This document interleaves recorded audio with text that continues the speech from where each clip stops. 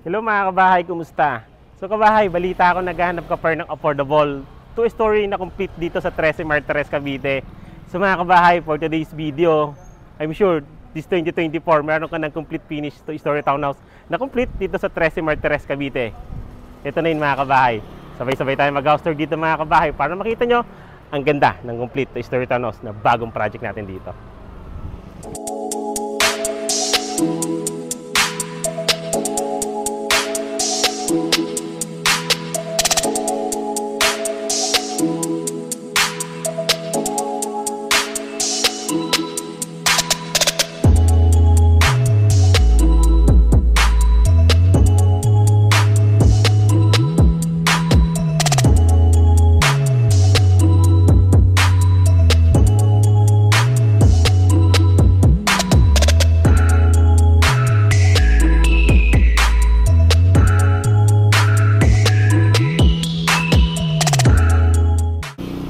Again mga kabahay, so kumusta? So before tayo mag-start ng house tour again, I'm Randy Salvador.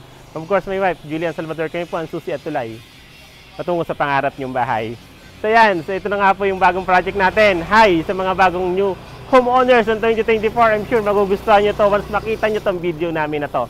So welcome to Casa Suerte, located at Barangay San Agustin, 13 Martires, Cavite. So in-upper ang pipicture nating project today is a two-story complete townhouse nga po ito, na may 2 bedrooms na, 1 toilet and bath.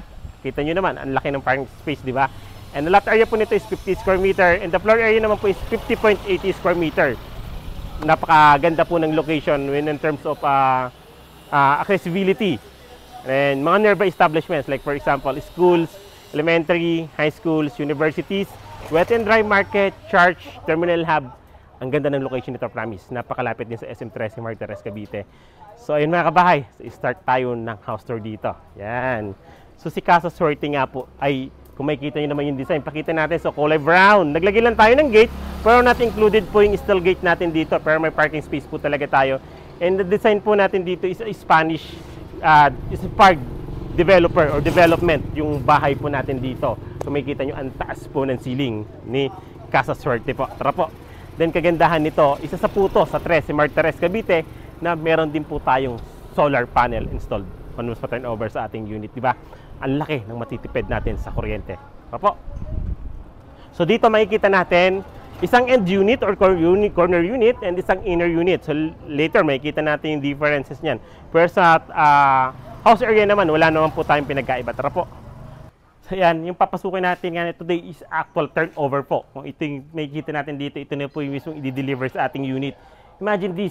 This is our parking space po para sa sasakyan natin. Kung makikita nyo, dalawa, tatlo. So, 4 na hakbang yung makikita natin dito yung lapad mismo ng ating harapan for the inner unit. For the corner unit and the unit naman po, which yung sa kabila, may space po siya sa gilid. So, yung haba niya naman, yan, 1, 2, 3, 4. So, 5 hakbang po naman yung haba niya. Kagandahan po dito sa atin, nasa labas na rin po yung ating septic tank. Kung makikita nyo, nandito na rin po siya. So, mas madali po siyang sip-sip natin. Like, for example, mapuno na po yan. So, not included po dito yung mga fence natin in gate po. So, hindi po siya included. So, design naman natin dito, mga kabahay. Kung makikita nyo, may mga awning na po yung ating bintana natin dito. Then, yung mga gamit naman po, kung makikita yung mga materials natin dito, is aluminum frames na rin po. And ang taas po ng ceiling. Tara po.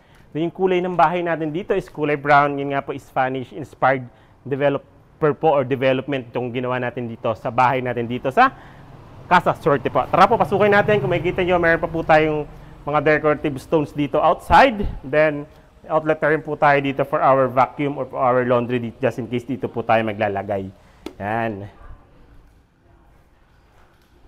So yan, pagpasok natin dito mga kabahay. Ito po. Metal flush door na po yan. I-turn over natin dito, i-lock set natin. Ito na yun po yan. Ito ang kagandahan dito. Ito.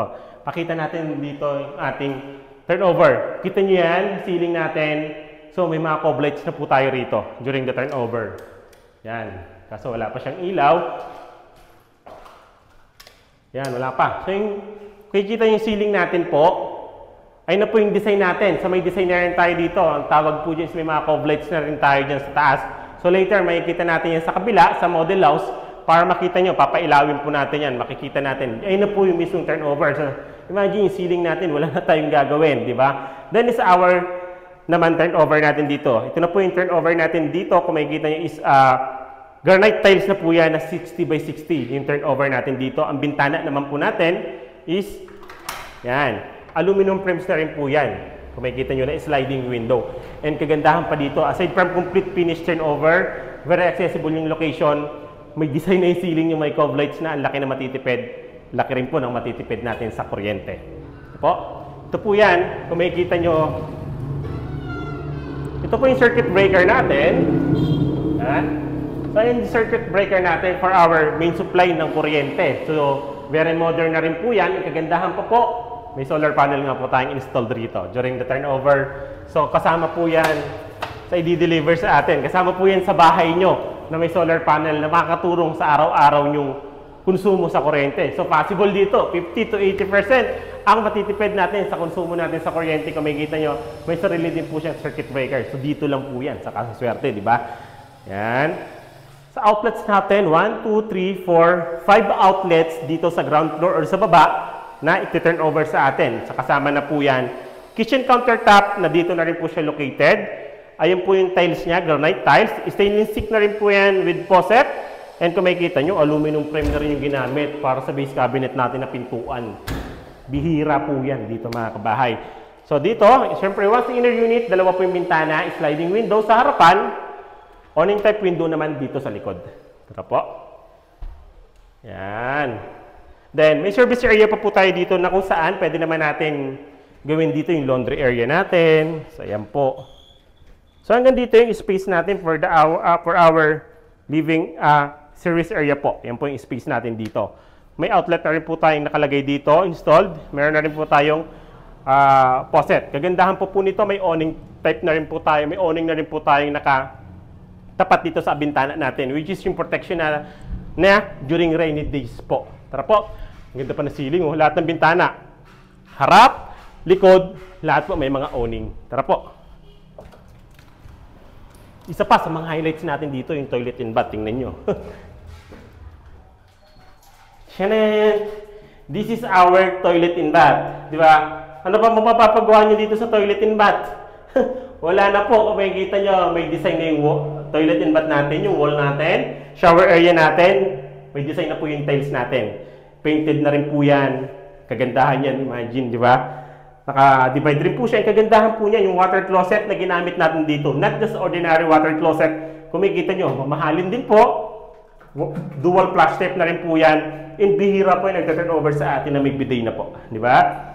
Ganda. Then yung ano naman po natin dito, yung makikita yung lavatory is with pedestral na rin po yan. May tissue holder, soap holder. Then plastic PVC tape naman po yung ginamit natin dito sa pintuan. Ganda. Di ba?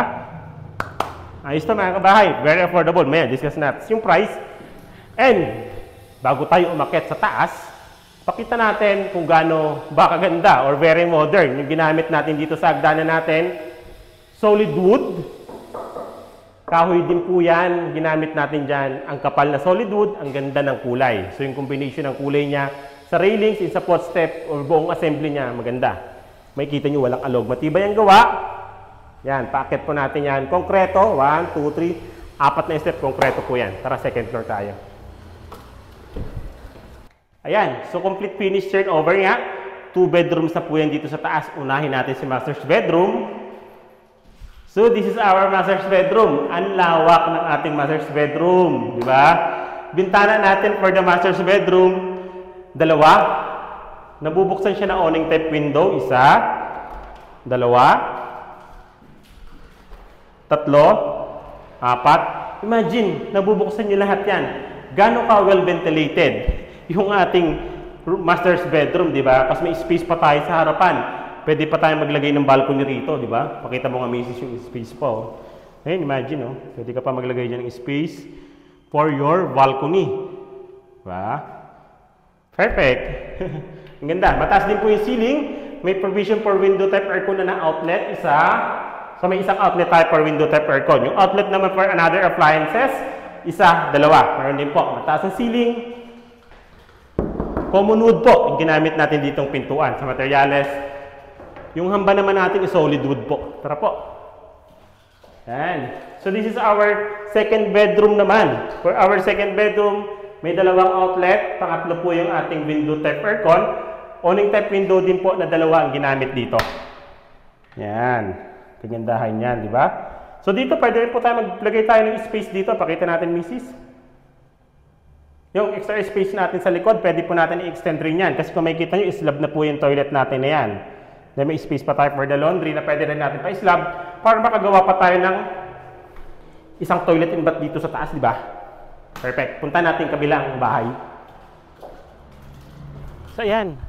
So, this is our model house dito or dress up. So, may appliances na po tayo dito para makita nyo. Tara po. Yan. So, wala naman tayong binago outside. Makita nyo lang, may mga ilaw tayo. Included na po pala yan. So, kasama na po siya during the turnover. So, meron ka na rin ganyan. Dito makikita natin yung cove lights dito, di ba? Tingnan nyo. Yan. So, yung cove lights natin, may ilaw na. Yan, di ba? Ang laki ng tipid natin dito, mga kabahay. Imagine mo yung matitipid mo rito. May mga cove lights na yung ceiling natin, di ba? Yan, naglagay tayong sala set. Naglagay tayo dito ng dining set, which is 4 seaters. Pwede, di ba? Ayan, pwede din po tayo maglagay dito ng ating TV. Diba?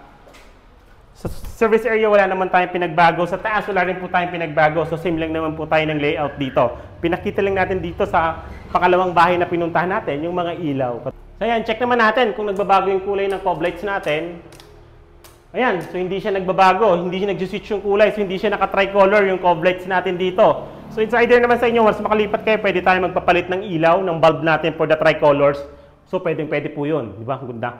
Wala ka nang papagawa dito. As in, gate na lang siguro. Yung gate na lang, ilalagay natin dito. Pero kung wala pa tayong budget, ayan, livable na talaga yung bahay natin dito sa Casa Suerte, mga kabahay. Pag-usapan naman natin yung price ni Casa Suerte. Tara. So yun, mga kabahay.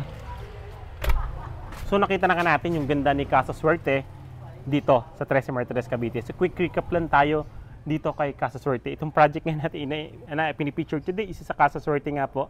Located ito sa Barangay San Agustin, 13 Martires, Cavite. So lahat nga ng establishments or neighbor establishments na necessities or kailangan natin is around the area na po, like Wet and Dry Market, Church, Terminal Hub, malls, which is SM 13 Martires, Cavite, schools from elementary, high school, and universities. Ang lapit lang po nito. Yung lot area nga nito is 50 square meter and the floor area is 50.80 square meter. Complete finished to story townhouse na to. May 2 bedrooms, 1 toilet and bath, and parking space para sa sasakyan ng mga kabahay.